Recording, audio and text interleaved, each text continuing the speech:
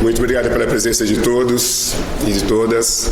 Nós estamos aqui com uma ilustre presença, ilustres presenças, né, dos nossos alunos, dos nossos convidados aqui, mas tem amigos, né, tem Solange, tem a professora que foi diretora, gestora acadêmica aqui da região, mas eu quero apresentar para vocês, esse cidadão que muito contribuiu e muito contribui para a educação desse país, o professor Luiz Carlos Ferro, não é isso? Ele é meu amigo de academia, ele é mestre em psicopedagogia e diretor de escola, coordenador.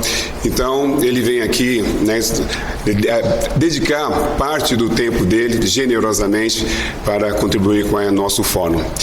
E mais uma vez eu quero agradecer a presença de vocês e que essa noite seja uma noite brilhante. Quero também honrar e brindar a presença do nosso professor Almir, mas esse é o nosso professor da instituição, mas hoje ele leciona aqui com a gente também. E essas alunas e esses alunos aqui, né, abnegados. Professor, muito obrigado, é uma honra ter o senhor aqui e seja bem-vinda. Professor, a casa é sua. Seja bem-vindo, muito obrigado mais uma vez.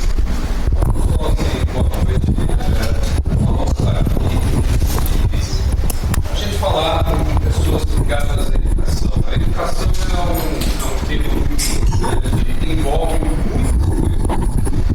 muitos conhecimentos. Hoje mesmo eu estava conversando com um grupo de pessoas e pensando assim na situação das famílias hoje no nosso país, né? A situação das famílias do nosso país. Eu acho, assim, observando, tenho trabalhado atualmente sempre trabalhei com adolescentes e atualmente eu estou trabalhando numa escola de educação infantil e ensino fundamental 1, onde eu sou diretor, né? E aí eu, observando assim as famílias, eu cheguei a uma conclusão que talvez o único adulto que as crianças possam ter contato sejam os professores. Porque parece que as famílias, os pais e as mães não são adultos. A minha mãe, quando eu nasci, ela tinha 20 anos de idade e ela já era adulta. Com 20 anos de idade ela já era adulta. E hoje a gente vê como é que está a sociedade e a gente observa que as pessoas estão demorando muito para ficarem adultas. Demorando demais. Né? Então essa fase adulta é uma fase que está sendo muito adiada. Né? E o que é que torna a gente assim, uma pessoa adulta? Eu acredito, sim, eu acredito que o que torna a gente pessoas adultas é a responsabilidade. É à medida que a gente se dispõe a abraçar algumas responsabilidades, nessa medida, então a gente, conforme vem fazendo isso, tendo essa disponibilidade para ser responsável por alguma coisa, por alguém, por algum trabalho, então aí nós vamos nos transformando em pessoas adultas. É pela responsabilidade. E essa responsabilidade, ela entra no campo dos relacionamentos. Né? E aí, né, o tema que eu pensei para a gente, né, olhando assim o que eu tenho observado de necessidade, eu propus esse tema aqui, que é a arte de gerenciar razão e emoção na docência. Seria talvez, a gente pode pensar assim, será que seria mais fácil se a gente não tivesse emoção, se a gente fosse só razão? Será que se a gente tivesse só a razão e muita razão, né? Um domínio, assim, uma habilidade tão grande na razão, não precisaria talvez da emoção, talvez a emoção pudesse ser dispensável, mas não dá, porque se a gente tivesse só a razão, um relacionamento toda a base de razão, faço as coisas porque tenho que fazer, porque isso aqui é a relação do meu dever, está aqui, né, como se fosse uma máquina. Nós nos tornaríamos uma máquina e não daria, como máquina, não daria para ter docência, porque se fosse possível colocar máquinas para fazer docência, para dar aula, para lidar com crianças, com jovens e até mesmo com adultos, né, com certeza algum empresário já estaria fazendo. Né, adotando máquinas. O que a gente pode fazer é adotar a tecnologia, mas a docência é sempre humana, né? E se é humana, então tem que ter essas duas dimensões, que é a razão e a emoção. Porque o ser humano ele é formado por essas duas coisas, razão e emoção, precisa ter as duas coisas. E aí, nesse quadrinho, eu achei assim, uma coisa muito interessante, esse quadrinho do Maurício de Souza, né? Porque mostra uma intenção inicial, né? Então o Cebolinha está aqui com uma intenção inicial. O que ele quer fazer? Ele quer fazer alguma zoeira, ele quer aprontar alguma com a Mônica, mas quando ele se aproxima, ele percebe que tem algo diferente dela. Então ele percebe o sentimento dela, né? E aí ele se aproxima e aí muda o rumo das coisas. Então ele tem esse jogo de cintura nesse quadrinho aí, nesse quadrinho ele modifica a intenção dele, né? E o que a gente pode observar aí, né? Existe nesse quadrinho um exemplo do que a gente costuma falar de empatia, né? Existe empatia. O que é empatia? Empatia é a gente ser capaz de captar a emoção do outro e sentir essa emoção em nós, né? Então a gente pode observar aqui nesse primeiro quadrinho a fisionomia dos personagens. É muito interessante observar a fisionomia. Olha como eles estão diferentes, né? A fisionomia deles como é diferente. O que ele está sentindo e o que ela está sentindo são duas coisas bem diferentes, a emoção de um e a emoção do outro. Quando ele se aproxima mais, aqui ela continua na mesma emoção. E aqui a gente observa que alguma coisa aconteceu nele, ele percebeu, né? E aqui o que a gente pode notar? Olha, veja como eles estão parecidos. A postura de um imita a postura do outro. Eles não estão parecidos, o jeito que eles estão sentadinhos, a expressão, o olhar, não tem alguma coisa parecida? Às vezes, quando a gente está conversando com alguém, é interessante a gente espelhar a forma como aquela pessoa com quem a gente está conversando está. Se aquela pessoa às vezes está assim, de braços cruzados, às vezes a gente cruza os braços também. A pessoa está encostada de uma determinada forma, a gente se posiciona com uma certa semelhança. O que isso facilita? Esse espelhamento. Esse espelhamento facilita o diálogo, a pessoa se sente identificada com a outra. Então, o que a gente pode observar aqui é que existe um espelhamento natural, né? No Cebolinha. Ele está sentado muito parecido com ela, um olhar bem parecido com ela, um olhar bem diferente daquele olhar inicial dele, ele mudou. Quer dizer, para quê? Para poder ter um contato. Muitas vezes a gente quer ter um contato com nossos alunos e a gente está tão diferente deles. A nossa intenção é uma intenção, às vezes, tão diferente, não que a gente esteja a fim de fazer uma sacanagem aqui, né? Que está o Cebolinha, que está a fim de aprontar com ela, né? Não é isso, mas às vezes a nossa intenção em relação aos nossos alunos, às vezes já está muito diferente. A nossa intenção em relação às famílias dos nossos alunos, às vezes está diferente. E se a gente é gestor, né, de um grupo de professores, se você é coordenador, se você é diretor, às vezes o teu pensamento será que tem uma certa sintonia com aquela pessoa com quem você vai interagir. Quanto mais sintonia você tem, aí melhor você consegue a comunicação. Porque esse gerenciar razão e emoção é para a gente poder se comunicar melhor dentro da docência, né?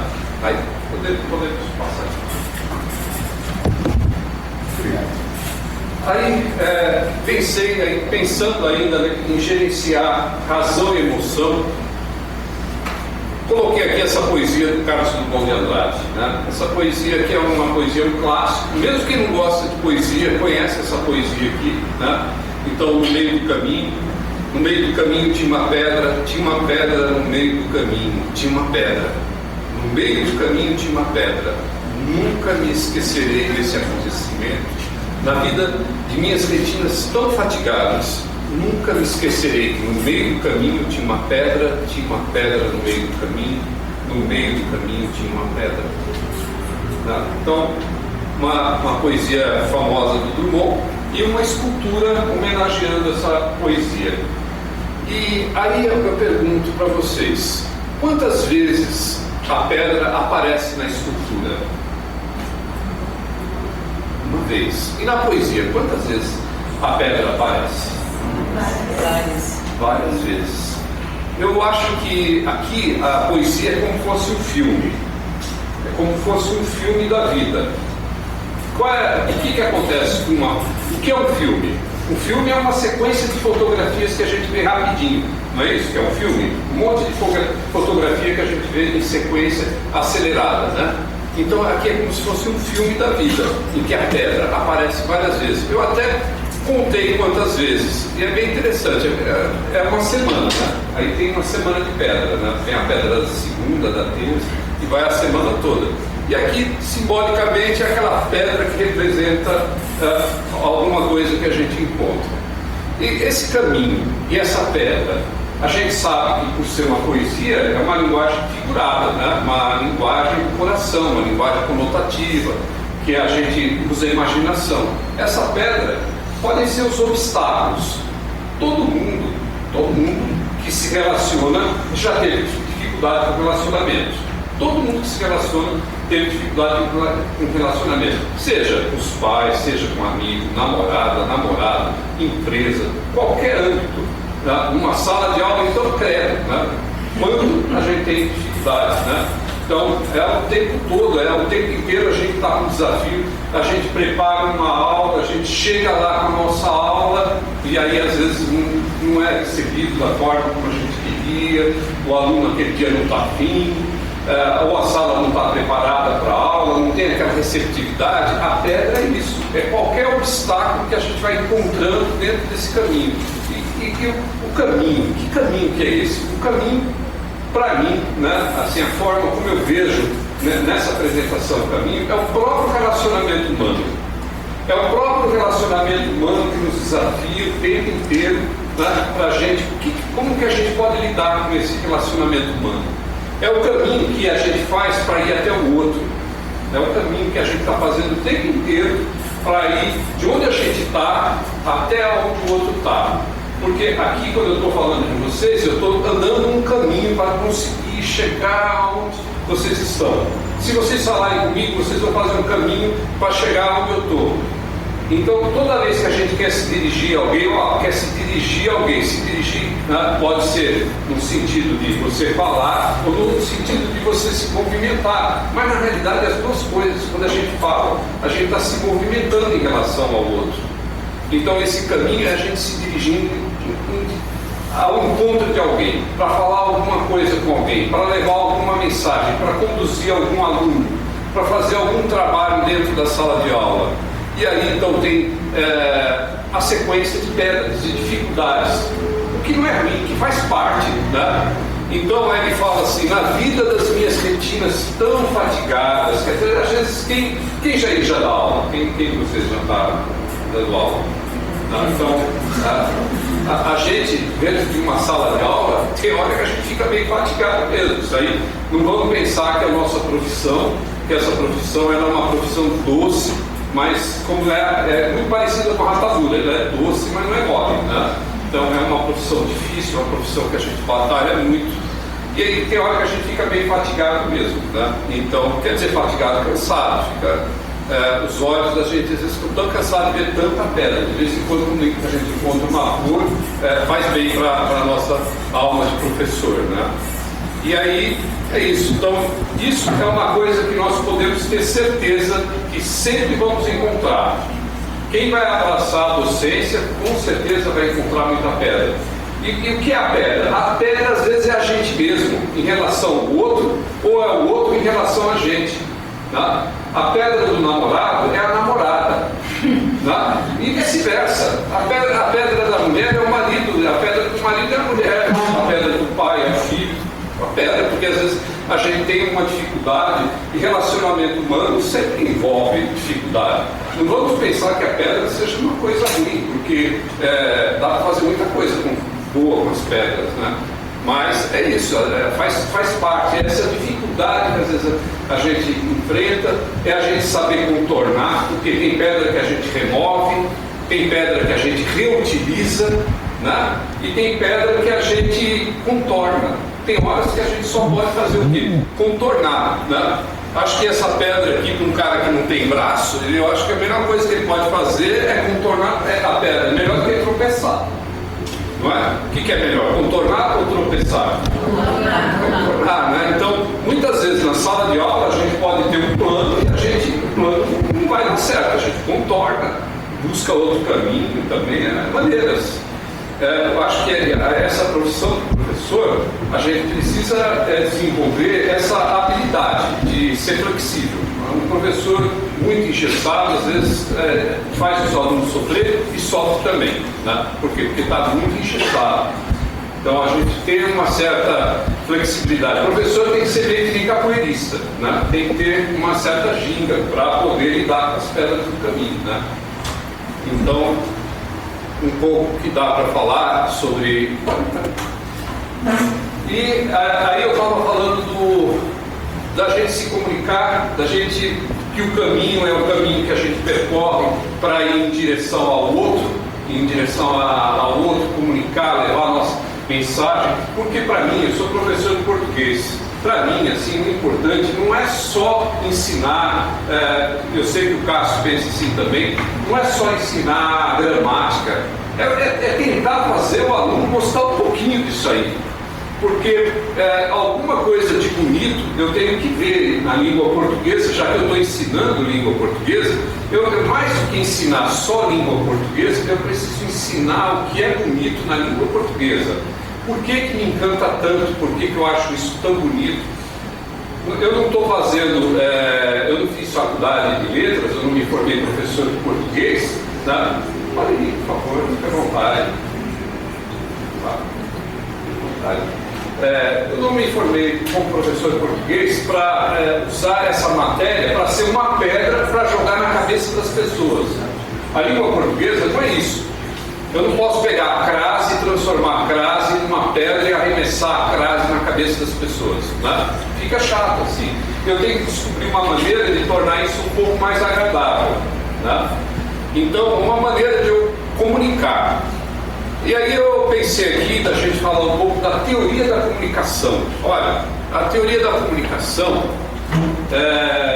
acho que vocês já devem ter visto esse esqueminha aqui, né?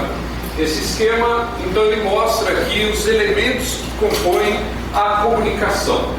Toda a comunicação, ela se dá dentro desses elementos. O primeiro deles aqui, o contexto. Né? Nós estamos aqui no contexto. Nesse contexto, as palavras elas têm um peso, né? Dentro desse contexto aqui. O que é o contexto? É a situação em que a gente está falando. Às vezes a gente chega numa sala de aula e a sala está agitada e a gente quer já entrar com o conteúdo. Precisa melhorar o contexto antes de entrar com a mensagem.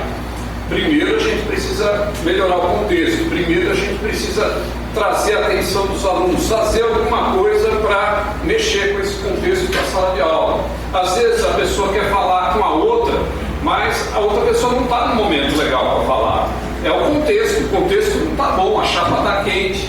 Vocês já viram isso? Alguém tentando falar com vocês numa hora que vocês não estão tão legal assim. Aquela hora que seria tão bom se a pessoa ficasse quieta umas 2 horas ao invés de vir falar alguma coisa. Já viram isso acontecer? É o contexto.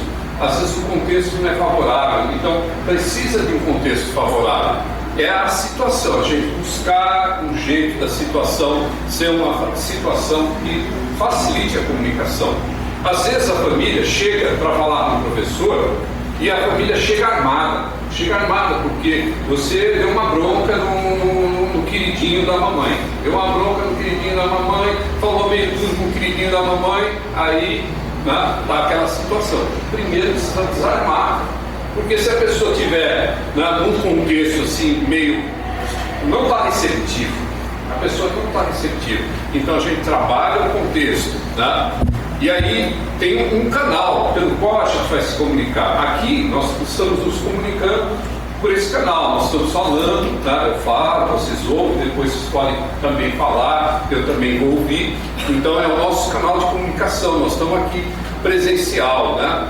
Existe o emissor, que nesse caso aqui sou eu, né? Existe o receptor, que é quem estiver me ouvindo. O receptor é quem está ouvindo. Tem a mensagem, então qual é a mensagem? É o título, né? Que é a proposta da gente pensar como que a gente pode gerenciar a razão e a emoção no contexto da docência, né? E o código, por exemplo, se eu estivesse falando em japonês, que é uma língua que eu não sei falar, né? Seria um código. Seria bom para a comunicação usar esse código, falar em japonês aqui? Acho que não, né? Primeiro que eu não ia entender nada sou eu mesmo, né? Então, aí não dá, né? Então, são os elementos que compõem a comunicação. Agora, qual é o mais difícil? Qual é a posição mais difícil? O emissor ou o receptor? O que vocês acham? O que é mais difícil? É mais difícil o emissor ou ser receptor? Depende. Aqui, nesse momento... Depende do canal, da mensagem. Depende do canal, exatamente. Depende do canal. Por exemplo, aqui, falar, eu fico um pouco tímido de falar com vocês. Parece que não, mas eu me sinto um pouco tímido de falar com vocês, né? Aí, aqui, ser emissor é mais difícil. Mas, às vezes, num relacionamento a dois, a posição mais difícil, às vezes, é essa daqui. A pessoa ser o receptor. Por quê? Porque pouca gente tem habilidade de ouvir. Uma coisa difícil você encontrar uma pessoa assim, que tem uma disposição, peraí, deixa eu te ouvir. O que é que você está sentindo? O que é que você está pensando? É comum a gente encontrar gente assim, aí, o que você está pensando? Qual a tua ideia? Qual a tua proposta? É comum gente assim, com disposição de ouvir. Então,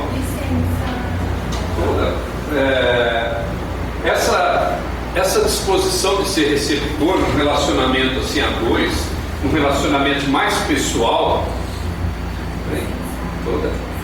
é difícil as pessoas quererem ocupar esse lugar de ouvir o outro, de ouvir, é muito difícil.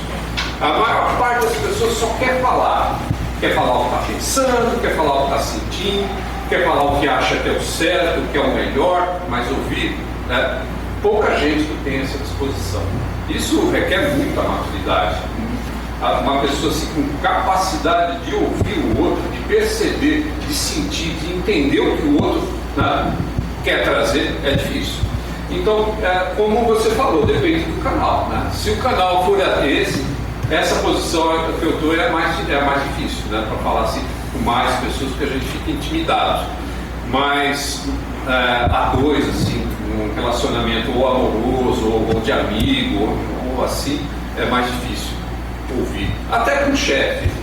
Às vezes tem um chefe, não tem disposição de ouvir.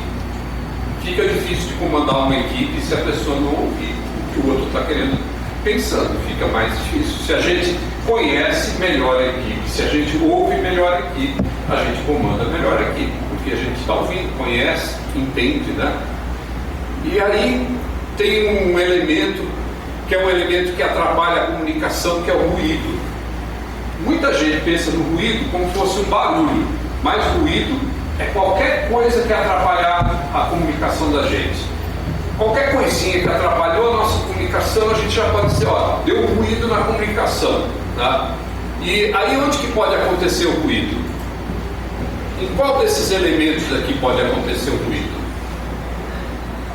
Às vezes o emissor transmitir a mensagem e às vezes o receptor, se ele não tiver para receber aquela mensagem, dependendo do dia, ele acontece um ruído na hora. Se o receptor não tiver aberto, né? Não está receptivo, dá um ruído, é verdade. Mas, olha, isso que você falou está certo, é isso mesmo. Mas é qualquer um desses elementos. Qualquer um. Você vê um exemplo? Uma vez apareceu um tema de redação para a pessoa escrever a respeito do seguinte tema. Eu vou soletrar. L-A-Z-E-R.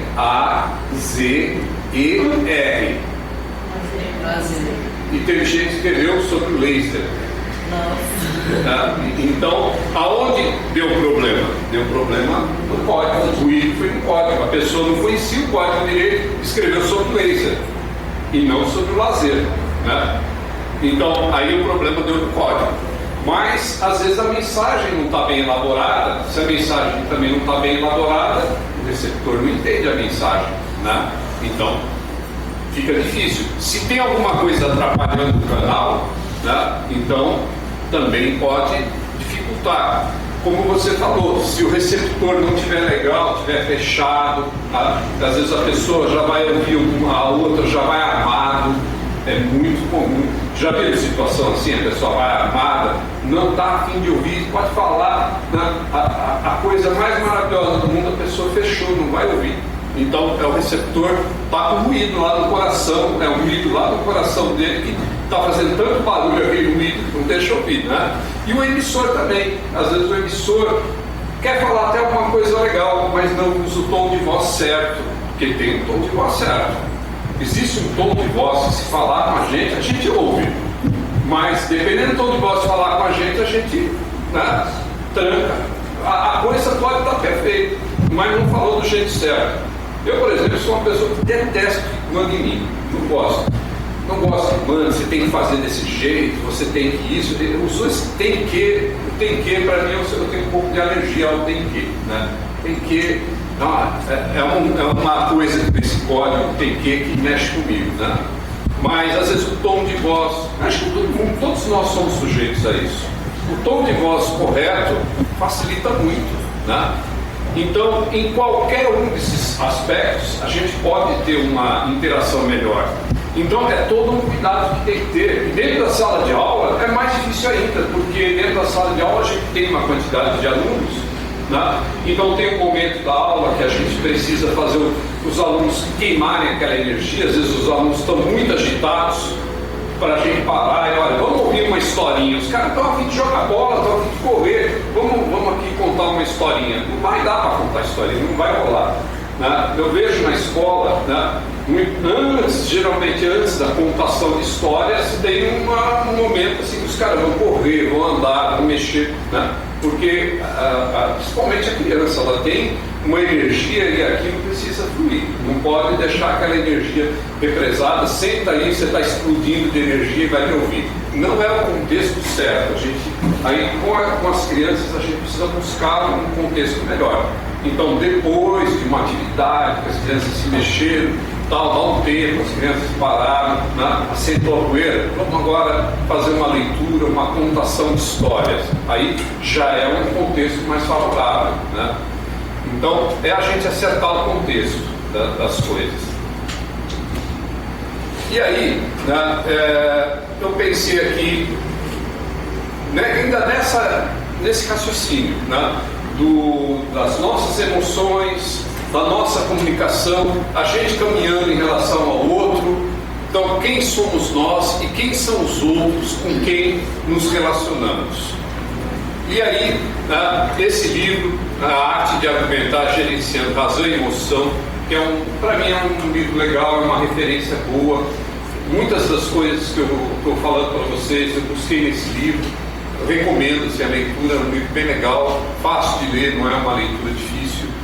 Então, ele fala assim: nós nunca estamos diante de pessoas prontas e também não somos pessoas prontas. Ao contrário, é no relacionamento que vamos nos construindo como pessoas humanas e ganhando condições de sermos felizes. Porque a zebra, né, eu sempre lembro de um documentário que eu vi da National Geographic que mostrava a zebra nascendo. A zebra nasce de uma maneira muito interessante, porque a zebra mãe é um bicho enorme, né? Então ela não se abaixa assim para parir a zebrinha, né? Em pé mesmo, a zebra já cai de 1,5 metro de altura, já despenca no chão, paf, bate no chão, levanta, sai cambaleando assim, e já é zebra instantâneo, tá? Então a zebrinha é assim que ela nasce, né? Agora, nós, quando nascemos, nós ainda não somos exatamente humanos. Se, por exemplo, um ser humano, ele nascer e for criado por cachorros, ele vai falar ou vai latir? Vai latir. E se um cachorro, né, se criar um gatinho, o gatinho vai latir? Não. Então, a natureza humana é diferente da natureza dos animais. Os animais, eles já nascem prontos. Nós somos superiores a animais racionais, mas nós não nascemos prontos, eles nascem prontos. Então, todo gatinho, né, que nasce, a partir do nascimento em diante, ele já é gato. Encontre ou não encontre outro gato, ele vai miar. Mesmo que ele nunca encontre nenhum outro gato na vida dele, ele vai miar. Mas o ser humano só vai falar se ele encontrar outro ser humano para falar. Só vai amar se ele encontrar outro ser humano para amar. Não é? Porque é da natureza humana. A gente se faz humano conforme nós vamos vivendo. Nós vamos nos construindo. E se as empresas em que a gente trabalha Se as escolas em que a gente trabalha são feitas por gente, elas também não estão prontas. A gente olha uma escola como essa, uma faculdade como é, tudo lindo, tudo maravilhoso, bonito, parece que está pronto, mas não está pronto, ainda está se fazendo, está se construindo. Quando eu era adolescente, né, tinha uma empresa chamada Kodak. A Kodak era uma das maiores empresas do mundo. Não sei se vocês já ouviram falar da Kodak. Já ouviram falar da Kodak, né? Então, a Kodak, eles fabricavam máquina fotográfica, filmadora e filmes de cinema, né? E filmes fotográficos, material para revelar os filmes, né? Quando você fotografava, tinha que levar para revelar. Era uma potência, uma coisa gigantesca, muita grana. Faliu. Por que faliu? Porque não estava pronta. Por que não está pronta? Porque o mundo não está pronto, o mundo ainda está se fazendo. O que aconteceu? Surgiu essa coisa digital, faliu a Kodak. Eles investiram em filme. Não perceberam aonde que tinha que investir, né? Então, a gente também às vezes precisa investir no lugar certo, às vezes a gente está investindo no lugar errado. A gente precisa ter essa habilidade de ver onde que nós estamos fazendo os investimentos da gente, né? Estamos investindo no que é certo?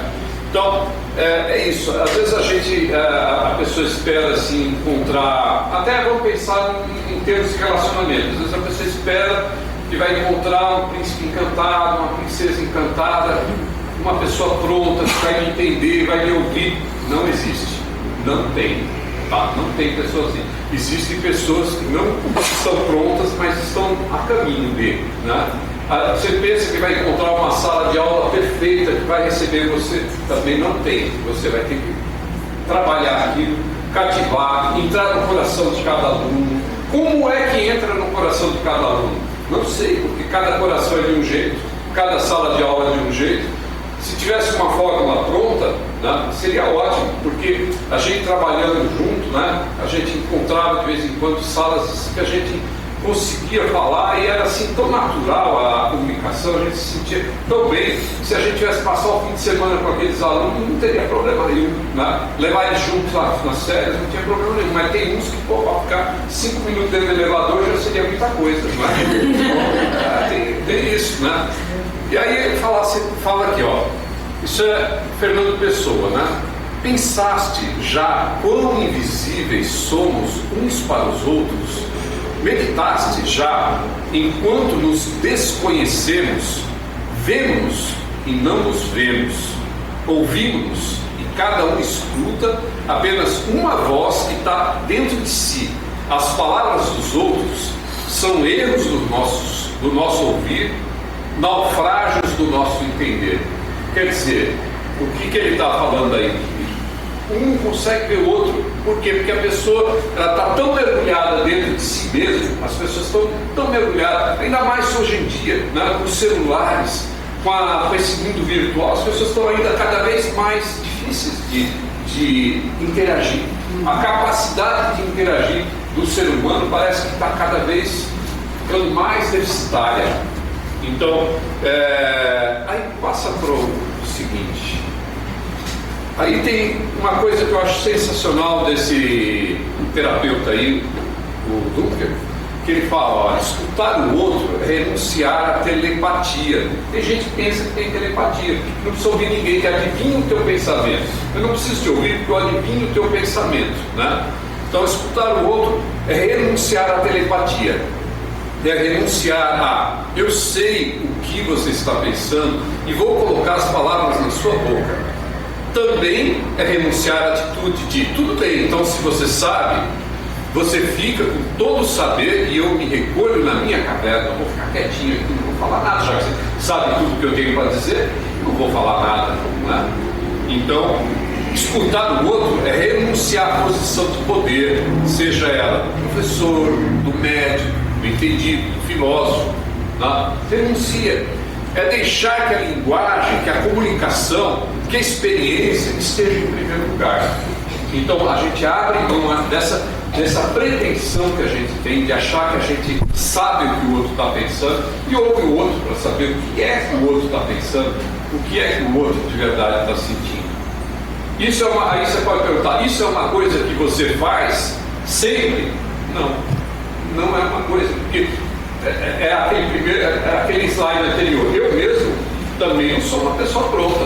De vez em quando eu tropeço nas pedras que eu encontro no meio do caminho, e de vez em quando eu sou uma pedra na qual os outros que estão no meio do caminho tropeçam. De vez em quando acontece isso. De vez em quando a gente é a própria pedra no meio do caminho e faz os outros tropeçarem. Alguém já se viu assim, fazendo os outros tropeçarem? Por quê? Porque você não está disponível, porque você está meio esquentado aquele dia, não está legal. Aí, por favor. Oi? Alguém falou aí alguma coisa? Não. A Nina falou sobre...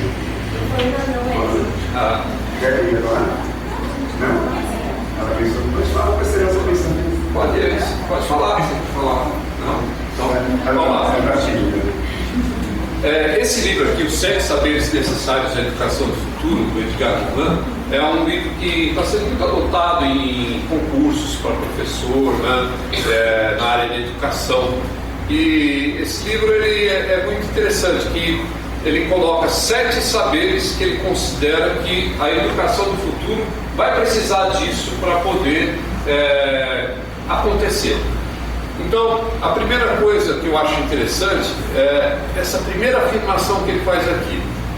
Porque nós, seres humanos, nós temos as nossas vias de entrada em termos de comunicação e a saída do sistema. Né? Vamos ver o que ele fala. Ó, as vias de entrada e de saída do sistema neurocerebral que colocam o organismo em conexão com o mundo exterior representam apenas 2% do conjunto do nosso cérebro. 2% do nosso cérebro são usados para entrar em contato com o outro, enquanto 98% se referem ao funcionamento interno do próprio cérebro da gente, que constitui um mundo psíquico relativamente independente em que fermentam dentro do nosso cérebro nossos sonhos, nossos desejos, ideias, imagens, fantasia, aquilo que eu chamo de eu.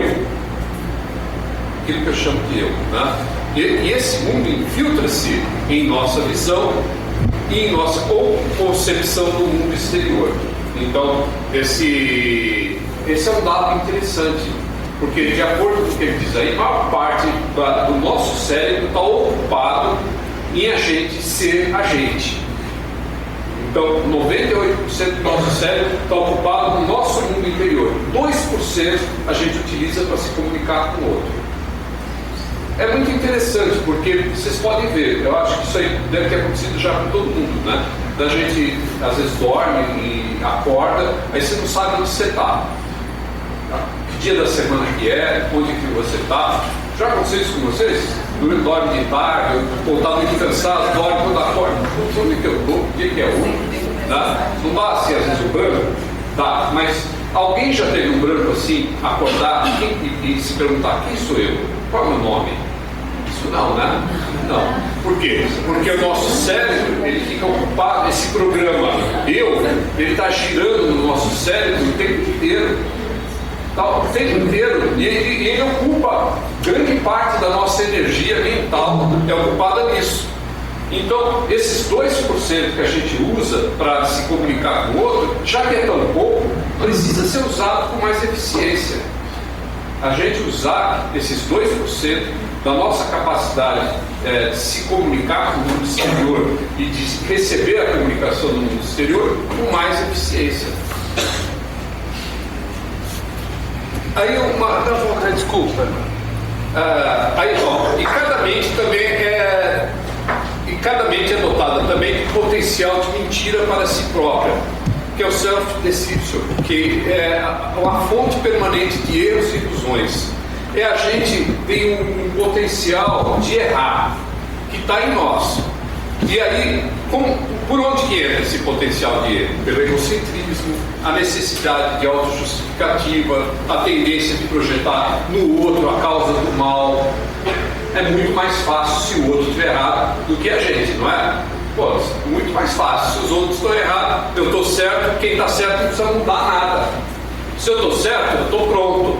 Mas a gente não está pronto, então de vez em quando a gente está errado.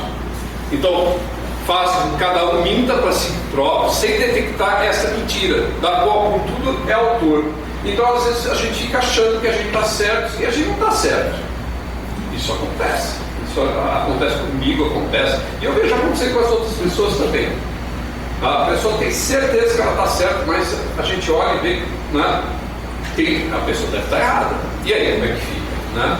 Então, um computador ele tem dois tipos de componentes, né? Ele tem a parte que é o software e o hardware, né? Então, onde que está o potencial de erro do computador? Nessas duas partes, né?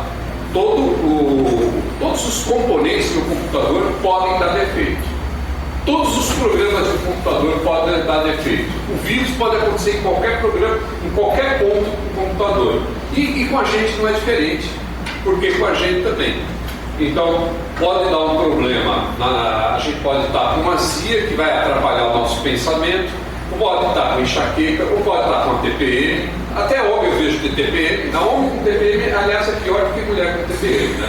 Porque mulher com TPM a gente sente que é uma coisa assim, até saudável da natureza, às vezes faz parte. Mas homem com TPM é um negócio tão chato, né? Então, até homem tem TPM, mas são coisas que a gente está sujeito, né? Então, são pontos onde que pode estar acontecendo erro. E aí vem. A própria memória também é fonte de inúmeros erros. Como assim? A memória é fonte de erros? Sim. A memória não regenerada pela rememoração. Quer dizer, é você não ficar se lembrando, você tem que lembrar. Ficar relembrando, senão você esquece. Tá? Se você ficar muito tempo sem dar aula de um negócio, se você vai ter que dar aula daquela matéria, daquele conteúdo, prepara a tua aula, senão você vai dar com os burros na água. Mas isso eu sei, mas precisa relembrar, né? Rememorar quer dizer relembrar. Então, a memória não regenerada pela rememoração tende a degradar-se, mas cada rememoração pode embelezá-la, quer dizer, embelezar a memória ou desfigurá-la. Nossa mente, inconscientemente, tende a selecionar as lembranças que nos convêm e recalcar ou mesmo apagar aquelas favoráveis. E cada qual pode atribuir-se um papel vantajoso. Então a nossa memória, ela muda. Você pode ver isso nas famílias. Por exemplo, uma família tem lá 3 irmãos, viveram na mesma casa, a mesma educação, e cada um entende a família de um jeito.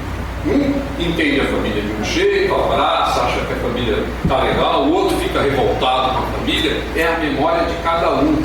Mas eles não viveram a mesma história? Viveram a mesma história, mas a maneira como cada memória funciona. Então, por exemplo, se eu quiser, eu posso ficar pensando somente naquelas coisas chatas da minha infância e achar que minha infância foi uma tragédia, porque eu vou ficar só lembrando das coisas chatas, não vou lembrar de nada legal, eu seleciono só o lado chato da minha infância, pronto, então minha infância é chata. E se minha infância é chata, eu desenho todo o meu futuro baseado nisso. Ou se eu quiser também, eu posso lembrar de outras coisas. Olha, não é tão chato, teve momentos legais. Se eu quiser, eu posso desenhar minha memória da forma que eu achar melhor. Vocês já viram aquelas folhinhas que às vezes, principalmente antigamente, os professores usavam muito disso, tem um desenho e as crianças vão colorir o desenho? Não? Então, cada um vai colorir da forma como quiser. Isso é memória. Cada um vai pegar os acontecimentos e passar o lapisinho de tinta da forma como cada um quiser. E a gente pode modificar a nossa memória conforme a gente quiser. Alguma coisa que a gente achar que não está legal, pensa bem, olha por outro ângulo, muda um pouco o ângulo de olhar. Nem o nosso passado está pronto. Nem o nosso passado está pronto. Nós não somos pessoas prontas mesmo, porque nem o nosso passado está pronto. Nós estamos ainda nos compreendendo o passado da gente, compreendendo o presente, compreendendo o futuro. Então a própria memória desconfia da tua memória. Eu acho uma coisa boa, de vez em quando, a gente desconfiar até da memória da gente. Mas será que é isso mesmo? Será que é isso mesmo? A gente dá uma investigada na sua memória para ver se a sua memória ela realmente está correspondendo e aquilo que aparece lá está certo. Porque se é como aquela frase que a gente viu, que a gente tem dificuldade de ver o outro. Porque às vezes o nosso mundo interior está tão grande que a gente não percebe. Às vezes o professor ele chega na sala de aula, ele tem um programa para desenvolver um conteúdo que ele quer trabalhar, mas será que é o momento? Quando, por exemplo, a gente voltou da pandemia, eu estava dando aula, e eu pensei assim, que a gente estava voltando da pandemia, eu estava dando aula para alunos do série terminal do ensino fundamental 2, nono ano. Eu falei, poxa vida, eu estou com esses alunos aqui, voltando da pandemia, e eu vou trabalhar conteúdos de gramática. Eu falei, não vou trabalhar conteúdos de gramática. Quer dizer, não vou assim, dar tanta importância nisso. Eu vou trabalhar a memória deles. Eu vou trabalhar a memória deles, eu vou trabalhar o sentimento deles. E aí, conforme o possível, eu vou colocar gramática. E eu não me preocupei nem muito de adaptar tanto isso, porque eu fui direto mesmo na parte do sentimento dos alunos. E foi o melhor curso de português que eu dei, acho que até hoje. Foi o melhor curso de português que eu trabalhei. Quando terminou o ano, aí veio uma aluna e me falou, professor, eu nunca imaginei que um dia eu pudesse gostar de língua portuguesa. Mas, na realidade, a língua portuguesa foi só uma desculpa que eu usei para trabalhar o sentimento dos meus alunos. E aí, sem perceber, eu consegui trabalhar o conteúdo, que não era a minha prioridade. Minha prioridade era o sentimento. Então, às vezes, a gente precisa prestar atenção no outro, ver o que está acontecendo, para a gente poder chegar no coração dos alunos. Não é, às vezes, uma coisa tão fácil, mas também não é tão difícil se a gente não usar a hierarquia. Para que serve a hierarquia? Para que serve esse lugar de professor, esse lugar de aluno? Qual é a razão de ser? A razão de ser é para organizar as coisas. Não é para a gente se distanciar. Não é para a gente construir uma escada e a gente ficar em cima da escada olhando os outros lá de baixo. Não é isso. Mesma coisa o papel de pai. Também não é isso. Os filhos lá embaixo e a gente olhando aqui de cima. Não é isso. Cada papel, cada lugar que existe é um lugar para a gente organizar as coisas. Porque se a gente não organizar, vira uma bagunça. Então a gente precisa dos lugares para poder trabalhar a organização, mas não para ter uma distância. E como que a gente se aproxima? É a gente percebendo, é a gente notando o que os outros estão sentindo. Então, dessa experiência que eu tive, eu guardo esse bom resultado disso. Por quê? Porque foi uma das vezes na minha profissão que eu mais prestei atenção nos alunos. E aí, para já aproximando da conclusão, e aí eu separei 4 condições que considero fundamentais em uma boa argumentação. Então, a primeira coisa, você tem que ter uma ideia daquilo que você vai transmitir, uma tese. O que é a sua tese, o seu pensamento? Você fazer as pessoas refletirem que essa tese responde um problema. Porque se a sua tese não responde um problema, é uma tese inútil. Se a sua ideia não vai responder nenhuma pergunta, é uma tese inútil. Então, fazer com que as pessoas sintam necessidade disso, né? Tentar criar uma percepção da necessidade daquilo que você vai mostrar. Se você é um vendedor, você vai vender um ar-condicionado, está frio, inverno, você vai vender um ar-condicionado no inverno, olha, mas está chegando o verão, você viu que o verão do ano passado foi muito quente e tal, então compra esse ar-condicionado agora que está baratinho, porque quando chegar o verão ele vai ficar caro, né? Então, criar uma necessidade, uma argumentação. Aí, quando existe a necessidade, você lança a ideia. A ideia, o que é a ideia? A ideia é isso. A tese, a palavra tese quer dizer isso, quer dizer ideia, né? E aí, a segunda condição é a linguagem. Falar numa linguagem que seja uma linguagem compreensível. A gente começar a usar termos que as pessoas não conhecem, né? Então isso não é muito bom. Ou começar a falar errado também, nós vai, nós vem. Aí começa a usar, aí as pessoas vão começar a olhar, mas essa pessoa aí não sabe nem falar, será que vai saber dar aula? Perde a credibilidade, né? Então, a linguagem, adaptar essa linguagem à pessoa com quem a gente fala. E aí, tem uma coisa que eu acho muito interessante, assim, o emissor é o único responsável pela clareza de sua mensagem. A gente passar a nossa mensagem com o máximo de clareza. Eu tive uma professora na faculdade que ela dava aula escrevendo na lousa, de costas para os alunos. Eu acho isso uma maneira absurda de falar, tá? Eu acho que a gente, quando fala de frente para as pessoas, a gente olha nos olhos, a gente tenta perceber o outro, porque senão como é que vai ser, né? Então a gente tem essa percepção, né? Uma coisa, eu quando dei aula no magistério, né, eu escrevia só com letra de forma. Aí eu procurei desenvolver uma escrita para poder fazer a lousa. Eu cobrava das professoras que elas fizessem a lousa também com uma letra corrida, né? Então, como é que é o nome disso? Cursiva, corrida, cursiva, é parecido, né? Se corre, o curso, né? Então é cursiva. Então, aí eu comecei a treinar a letra cursiva para poder fazer a lousa com letra cursiva e poder cobrar das meninas que elas fizessem letra cursiva também, né? Então, a gente buscar uma clareza das coisas. Tá, o próximo, por favor. Oi, desculpa. Você está vendo Harry Potter aí? Não, estava passando na faculdade. Tá mandando as fotos já. Tá brincando. Tá construindo as fotos. Só que está terminando. Bom, aí esse aqui é o último, né, slide. Condições da argumentação. A terceira condição, contato positivo com seus interlocutores. Então, para ter um contato positivo, uma relação legal com a sala de aula, um professor histérico, um professor estressado, fica mais difícil. Eu já vi professores assim, eu percebo que é mais difícil, tá? Muito autoritário. Então a gente tem que saber ter autoridade sem ser autoritário. É fácil? Não é. Porque eu mesmo assim, às vezes eu me descabelo, né? Eu mesmo às vezes me descabelo, tem hora que não é fácil, mas não dá para a gente ser o tempo todo estressado, o tempo todo bravo. Isso aí até faz mal para o coração da gente, né? E tem uma coisa que eu acho interessante, que é desse poeta Décio Pinatari, que é essa palavra ouviver.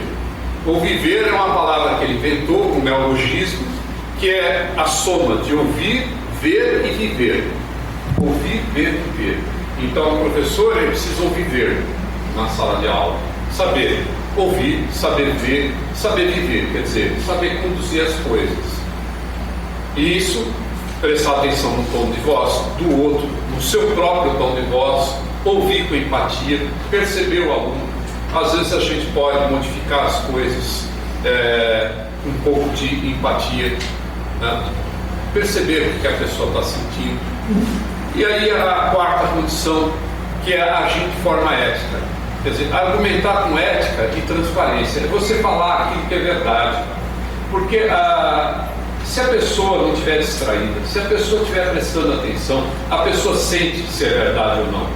Às vezes que a gente ouve uma mentira e acredita, é porque a gente não está prestando atenção. Porque se a gente prestar atenção quando a gente ouve uma mentira, existe um detector em cada um de nós. Se a gente prestar atenção, dá uma paradinha no nosso barulho interior, né? Existe uma voz interior lá, aquela voz interior, ficar quietinha, prestar bem atenção, ouvir o outro. Se o outro estiver mentindo, a gente percebe. Tá? Por quê? Porque, como dizia o pessoal antigamente, a mentira fede. A mentira fede. Então presta atenção no cheiro quando a pessoa estiver falando, tá? Porque se for mentira, fede. E se for verdade, é cheiroso. A verdade então é cheirosa, né? Então se a gente falar a verdade, se a gente estiver falando uma coisa que é realmente de verdade, se a gente tem uma preocupação real com o outro, a pessoa sente isso fica mais fácil, facilita a empatia. A consequência disso é a credibilidade, aí a comunicação flui de uma maneira melhor. E aí, por último, coloquei aqui o meu e-mail, Instagram, os livros que eu recomendo, assim, né? Esse Arte de Argumentar Gerenciando Razão e Emoção, que eu utilizei para preparar esse material para vocês. E esse livro, 7 Saberes Necessários à Educação do Futuro, do Edgar Morin, que é um livro muito usado no concurso, que eu utilizei alguns trechos dele. Ele fala justamente de uma coisa, ele fala que o mundo está ficando de uma tal forma que você não pode ter um pensamento simplório. Para entender o mundo, você tem que ter um pensamento complexo. Entender o mundo, você tem que saber olhar as coisas de uma maneira mais ampla para compreender o que está acontecendo no mundo atual. Então, falar alguma coisa, fazer alguma pergunta, desculpa aí, de 1 hora falando de dentro. Nós vamos abrir, nós vamos explorar um pouquinho mais você. Mas, primeiro, eu achei a palestra encantadora. Que tal, pessoal? Valeu, até mais.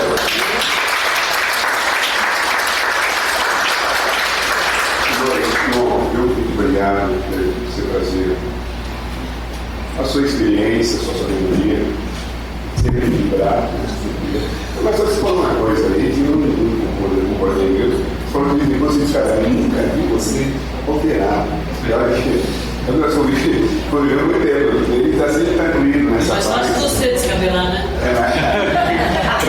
Olha muito sagrado. 20 anos da aula. Eu quero abrir aqui para a plenária, né, quero saber se alguém quer fazer alguma pergunta. Certo? Aproveita essa pergunta. É possível desenvolver essa tranquilidade, esse jeito avançado das pessoas? O professor acabou de falar, né, que estamos tranquilos. Realmente, tudo que o senhor fala, a gente entende com clareza, com calma, paciência. É possível desenvolver isso? Sabe, cada professor ele vai ter uma característica. A sua característica é uma característica que está precisando no ensino. A característica de cada um de vocês cada um descobrir, como se a gente fosse cada um instrumento musical. Então eu sou um instrumento musical, você é outro instrumento musical. É você descobrir essa sua forma. Por exemplo, você me parece uma pessoa atenciosa, né? Então uma pessoa que gosta de cuidar. Então isso é uma coisa que está precisando de educação. Gente que seja atenciosa, gente que gosta de cuidar. Porque o professor é uma pessoa que cuida das outras. A gente termina sendo como fosse assim um pai e uma mãe, né? Porque nós somos um referencial desse mundo onde as coisas são tão bagunçadas, né? e as pessoas são tão carentes. Porque como que são os nossos alunos? Nossos alunos eles convivem pouco com o pai e a mãe. Eles convivem muito pouco com o pai e a mãe, e o tempo que eles convivem com o pai e a mãe não é um tempo de qualidade. É pouco na quantidade e é pouco na qualidade. E aí, uma professora que seja uma pessoa assim, cuida, uma pessoa dedicada, séria, olha, é bom demais, faz falta. Eu tinha essa preocupação, eu tenho, na verdade, essa preocupação de passar, de ser clara com as crianças, com as pessoas, porque nem sempre eu consigo expressar em palavras o que eu quero, às vezes, falar, assim. Vamos expressar em gesto também. Em gesto, né? Em gesto, sabe? Em gesto, você preparando a aula é um gesto. Porque a gente preparar a aula da gente com capricho é uma coisa que o professor para. Né? Eu me lembro do JR, do professor que a gente deu aula. O professor acordava às 5 horas da manhã. Impressionante. Lia o jornal do dia para ir dar aula, e poder, ele era professor de história. E poder falar, naquela época era jornal em papel, né? Para poder falar com os alunos sobre as notícias mais atuais. Ele não era assim a criatura mais calma do mundo, mas ele tinha esse cuidado, ele acordava assim, madrugada, o Galo estava dormindo de pijama ainda, e ele estava lendo um jornal para chegar na sala de aula e falar com os alunos a respeito das notícias do dia, para dar uma aula de história super atualizada. E isso eu acho que tem maneiras de chegar, mas só da gente querer, só de vocês quererem ser bons, isso já veterinário, tem médico que parece que não quer ser bom médico, tem policial que parece que não quer ser bom policial. Embora tem também médicos que querem ser bons médicos, existem os policiais que querem ser bons policiais, existe. Mas tem muita gente que faz as coisas só para fazer, que é só uma profissão. Se para você ser professor não é só uma profissão, se para você ser professor é alguma coisa que começa aqui, seja você o seu temperamento que for, que tem professor que é mais assim, estressadinho, tem professor que é mais aceleradinho, outros mais devagar, mas se começa aqui e ali vira uma dedicação e você vai buscar uma formação, uma preparação, porque quando o professor Castro fez o mestrado dele, ele já era casado, já tinha filhos, já tinha uma carga horária bem puxada e fez o mestrado ainda presencial. Na época era presencial. Né? Então, é a dedicação, né? A gente em busca do conhecimento. Porque muitas vezes o conhecimento não vem até nós. É a gente que tem que ir em busca do conhecimento. Cada um com o seu jeito de ser. Não mudem o jeito de ser de vocês. Não mudem. Cada um com o seu jeito. O que a gente precisa mudar é um conhecimento pequeno que a gente tenha, um conhecimento maior que a gente possa ter. E a gente sempre sabe que aquele conhecimento que a gente tem é sempre pequeno. Esse conhecimento que eu tenho hoje é pequeno, é mais do que eu sabia antes, mas ainda é pouco perante o que eu tenho que saber. Então, nessa certeza, aí você desenvolve e as pessoas vão sentir isso de você. Você é uma pessoa compromissada. Eu acho que essa palavra, eu falei isso um monte de coisa para dizer isso. Compromissado, a gente precisa ser compromissado. Um relacionamento, é bom a gente ter um relacionamento com um amigo que seja compromissado com a gente. A gente torcer para um time de futebol, parece que não tem compromisso com a sua torcida, é até chato, né? Parece que tem time que os caras não têm compromisso com a torcida, né? Não ama, parece que os caras não amam a camisa do time, né? A gente ser compromissado com aquilo, nosso time, com aquilo que a gente acredita. Muito obrigada. Eu tenho pergunta para você aqui. Não, na verdade é uma experiência, né? Porque eu sou pedagoga formada, mas não exerço a profissão. Mas é uma experiência que aconteceu comigo em estágio. Eu estava numa determinada escola fazendo estágio e vi numa sala de aula uma professora gritando com os alunos gritando mais ainda, e uma gritaria, só uma gritaria, e eu lá, meu Deus do céu, que medo, que medo. Falei, eu não vou pegar uma sala dessa, eu não vou conseguir. Aí o diretor pegou, falou assim, Rosa, faltou uma professora, é você que vai. Eu falei, mas como que eu vou? Não estou preparada, como que eu vou? Ele falou, não, você vai, prepare alguma coisa agora e você vai. Falei, caramba. Aí eu entrei na sala de aula, era aula de matemática. Aí entrei, falei assim, vou ver se eu consigo conversar com os alunos. Cheguei, boa tarde, aquele silêncio, aquela coisa maravilhosa. Falei, será que eu estou na mesma sala de aula que eu vi agora há pouco? Aí consegui passar o conteúdo para eles, inclusive até acabei fazendo uma conta errada lá. Ele, professora, a sua conta está errada, é isso. Falei, parabéns, está prestando atenção. E foi assim. Depois uma outra professora de português também faltou. Aí entrei eu também para poder fazer. E a mesma forma, as tuas salas de aula, nesse mesmo grito, e não sei, falo com a graça de Deus, consegui acalmar e consegui dar a aula que precisava ser dado, né? Consegui a atenção dos alunos, tudo, né? É isso que eu queria falar. É um pouco a energia. Já passou comigo, eu estava assim, não está no dia legal, parece que o dia que a gente não está legal, até o cachorro da gente quer morder a gente. Se a gente estiver num dia melhor. Quero ver quem mais alunos que quer fazer uma pergunta para você, muito pequena, né? Ela é aluna sua e agora é aluna minha. Olha que maravilha. Pro, eu acho que você não lembra de mim, mas eu sou a Thaís, né? Você me deu aula do 7º ao 9º ano. E eu queria falar que eu adorei a sua apresentação e que eu adorei mais ainda as suas aulas. Porque até me emociona em falar, porque você foi o professor que mais me motivou a estar fazendo pedagogia.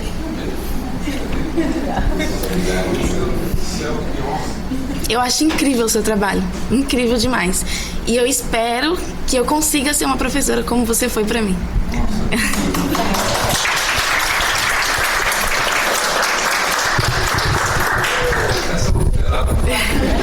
Você sabe que eu tenho assim, bom fisionomia. Se minha mulher mudasse assim, a cor do cabelo e não falasse nada, eu era capaz de passar por ela e não reconhecer. Eu sou ruim de fisionomia mesmo, sabe?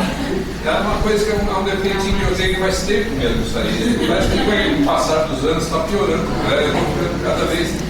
Nossa, que legal. Agora que você falou, eu desde o começo eu estava olhando você e achando que eu te conhecia de algum lugar, mas a única coisa que às vezes eu tenho é que nem aqui no computador português, eu tenho uma vaga lembrança em vez de memória. Foi no onde foi que eu dei aula? Foi no Cid.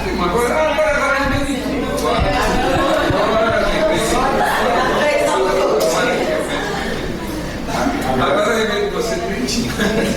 Agora sim, ele está fazendo pergunta para você também, felicidade. Aqui. Não é uma pergunta, é mais um comentário. Ano passado eu fiz o meu trabalho de TCC e foi voltado à afetividade das crianças em acolhimento no lar. E a gente foi visitar algumas escolas, fizemos entrevista com professoras e a gente viu a importância do olhar do professor com essas crianças, né? Porque a maioria das dificuldades estão ligadas ao emocional. E às vezes o professor não percebe, né? Leva de outro jeito, às vezes a própria coordenação não passa o que de fato ocorre com aquela criança e às vezes ela é taxada por alguns adjetivos, né, sem o professor saber, sem esse olhar, né, e esse olhar é tão importante para essas crianças porque um olhar faz toda a diferença. Você sabendo da história, você sabendo o que se passa, às vezes a gente tem um cuidado maior, não que a gente não tenha com os outros, mas às vezes precisa de um pouco mais.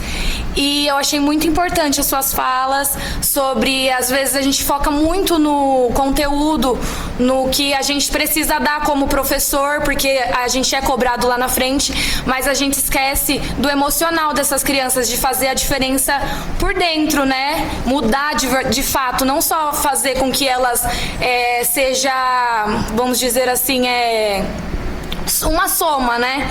De que, como que eu posso dizer?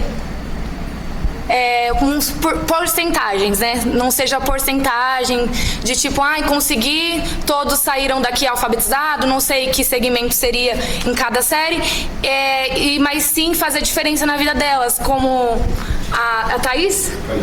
A Thaís falou que o senhor fez diferença na vida dela, então a gente precisa de professores assim. E é isso. Às vezes a gente chegar ao aluno colocar o adjetivo, aí às vezes a gente não percebe mais nada. Você chega a pessoa, você é isso. Já é uma sentença. Tá? Como que a pessoa vai ter uma chance assim? E o nosso olhar muda tudo, né? O nosso olhar é transformador. Muda até a gente mesmo. Em uma parte da palestra você falou sobre quando a turma está muito agitada, né? Eu vou para a igreja e lá eu sou o tio da salinha. E quando eles estão muito agitados, eu nem sabia disso, mas eu já usava essa estratégia. Eu colocava uma música ali, aí eles extravasavam e aí depois eu vinha com a história. Isso no âmbito da igreja. E qual é o método ou estratégia que você usa dentro da sala de aula? Olha, aí vai variar mesmo. Às vezes a própria maneira como você se comunica. Às vezes o que o aluno precisa é que você às vezes só ouça.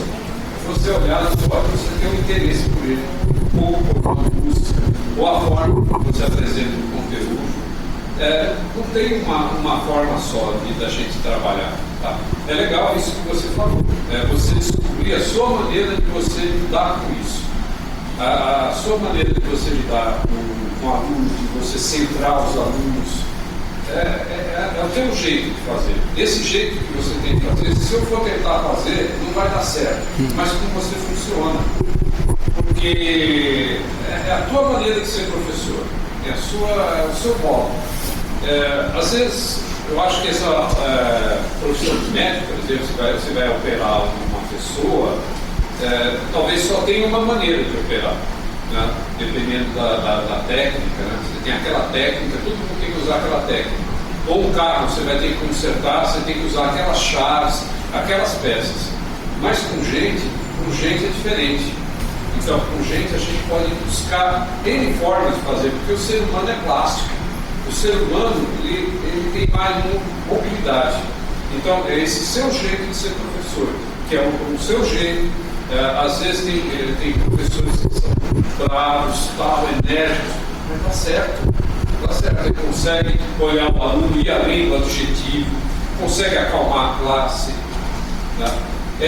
A gente não entrar descabelando, achando que não vai dar certo. Que é um desafio, que você vai encontrar as pedras, isso é certeza. É certeza. Mas é umas pedras que a gente constrói tudo. Beleza. Então é o teu jeito. Vai nessa. É personalizado, né? É personalizado. E é legal isso, porque sabe que hoje em dia tem gente que acredita em aquela educação em casa. Eu acho que não é bom. Não é bom. Eu acho que o ideal é o aluno ir para a escola e conviver com professores diferentes. Uma hora entra um que é de um jeito, outra hora entra outro que é de outro jeito. Esse ano é esse professor aqui, o outro ano é outro professor diferente. Porque assim é que nem a vida. A vida, cada hora as coisas vêm de um jeito. A gente não pode ficar bitolado de uma maneira só. Tá? Então... Tem mais pergunta, Fego? Não precisa? Ah, tá, ok. E essa comunicação nos faz pensar, para quem já está em escola, que vai também, claro, com os nossos alunos, mas essa comunicação tão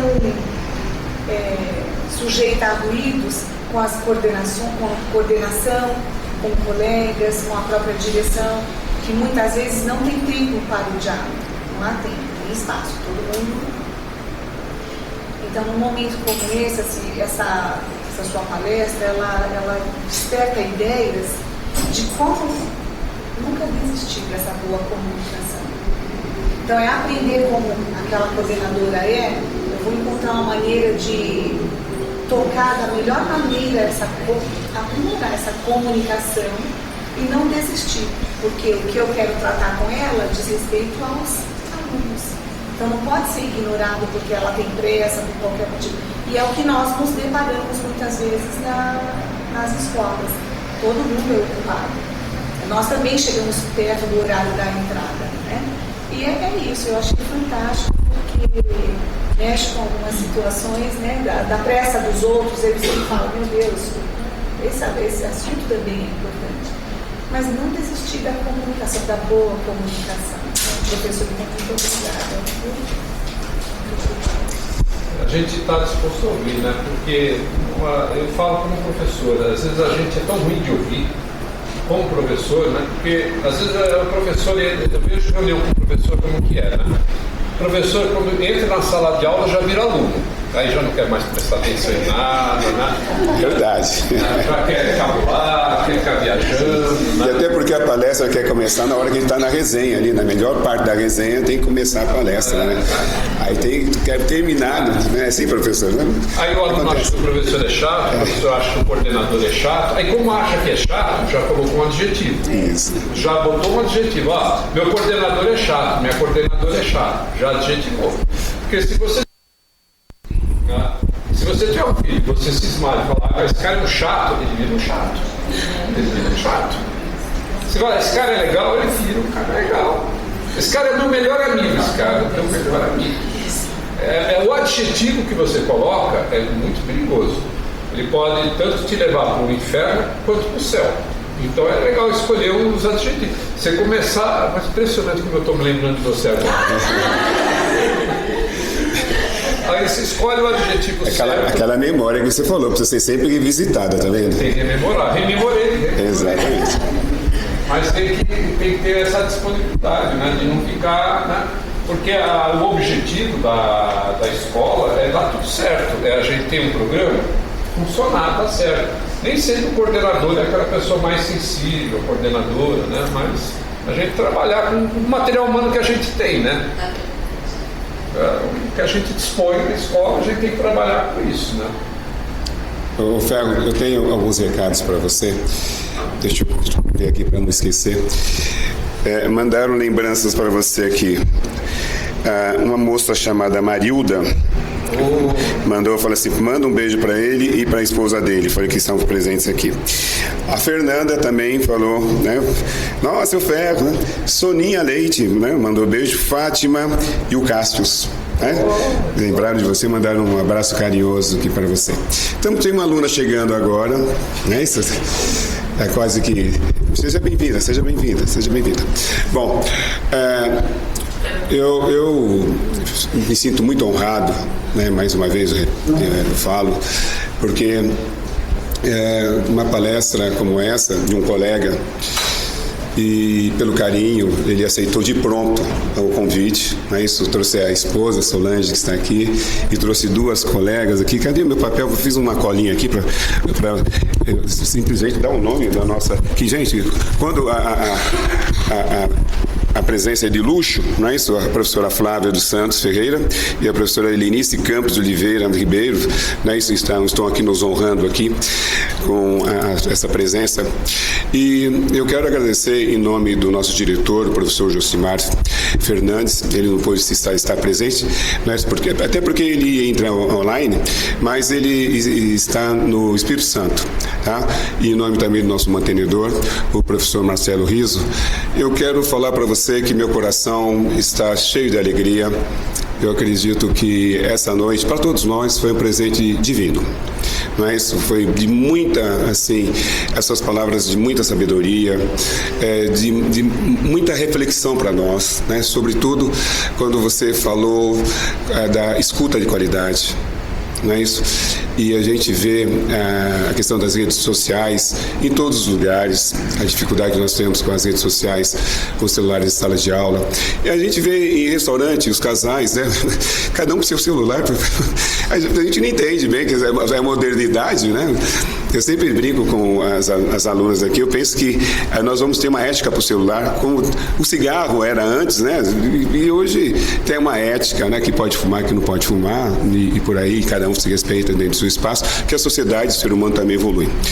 E Ferro, quero te agradecer imensamente a sua presença. Solange, muito obrigado, as professoras. Tem uma aluna que foi aluna nossa aqui, que sempre está presente aqui, muito obrigado. Olha só, você se formou em... Já tem 3 anos, se eu não me engano. 3 anos aqui, e ela está sempre presente nos nossos eventos, né, que é exatamente um certificado de qualidade, né, isso, e com quanto foi importante a FIP na sua vida. Fala um pedacinho, só um minutinho só aqui para esses alunos aqui. Eu digo assim, de peito a meus filhos estudaram aqui no Objetivo desde sempre. Tenho 3 filhos, os 2 passaram por aqui, que um entrou direto em outra escola. Então eu digo sempre uma frase assim: eu vivi o meu sonho de me formar pedagoga no sonho do mantenedor Marcelo Riso. E assim, eu vim cursar pedagogia numa idade mais madura e me surpreendi quando fui pedir estágio, já fui de cara aceita, depois fui para ambiente particular também de cara, já fiquei contratada, meus caminhos se abriram para outras possibilidades e eu estou com um contrato com a prefeitura, participei do concurso público, não sei o resultado ainda, mas fui... Certamente foi aprovada. Eu espero que sim. Mas assim... Sabe quantos pontos é isso? Depois eu conto. Porque tem também, o que eu digo para vocês, façam os cursos de pós-graduação. É assim, o que eu indico em todos os lugares que eu vou, né? Especialmente para a turma mais jovem. Vá cursar a faculdade, vai na FIP. Passo na hora lá o telefone das meninas da secretaria, falo dos professores, porque não é só comigo. Esse acolhimento com todas as alunas, com todos os alunos dos demais cursos, que eles, procurando a FIP, ele tem esse direcionamento. E a FIP transformou minha vida, professor Cássio. Então eu tenho gratidão, orgulho de ser formada aqui nesta instituição, e quando me passaram o convite para a palestra, eu estava trabalhando do aula de reforço também, falei, termino e vou para participar, por isso que eu cheguei um pouquinho atrasada. Então é uma gratidão imensa e orgulho, porque cada vez que eu retomo a casa, eu me deparo com outros professores, palestrantes também, mas sempre com conteúdos que trazem essa reflexão que o senhor tanto falava durante a sua palestra. Professor, muito obrigada. E professor Cássio, agradeço a sua lembrança. Muito obrigado, seja sempre bem-vinda, a honra é nossa. Quer falar alguma coisa, Igor? Só para complementar o que a professora falou, se vocês no futuro quiserem procurar pós-graduação aqui na faculdade, para ex-alunos da própria faculdade, vocês já têm 50% de desconto. Já fez a propaganda lá, tá vendo? Você já tem 50% de ex-alunos. E é uma pós-presencial? EAD, mas você vai falar desde psicopedagogia para a área administrativa e de todas as áreas da pedagogia que vocês procurarem. Muito obrigado, Igor. Muito obrigado. Eu agradeço em nome da FIP, agradeço em nome do nosso corpo docente, do nosso corpo discente, e muito obrigado a todos. Mais uma vez, vamos aplaudir essa brilhante apresentação do professor Pé.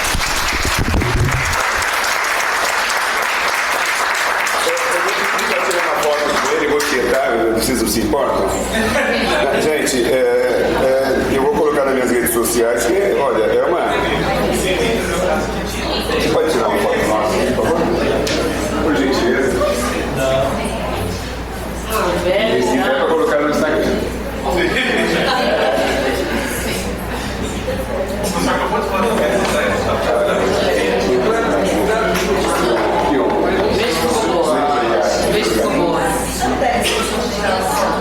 Claro, por gentileza, grupo, vocês vão, olha, você fotografa. Vocês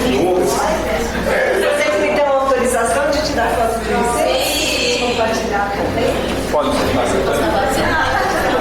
Eu também vou querer sair também, né? Então...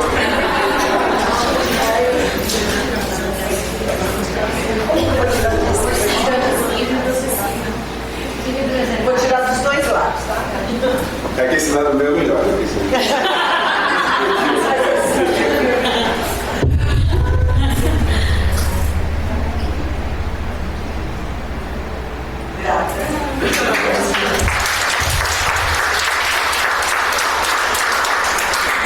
Pessoal, antes de vocês irem embora, eu gostaria que todos assinaram a lista, por gentileza, sério, presença, que a lista está aqui.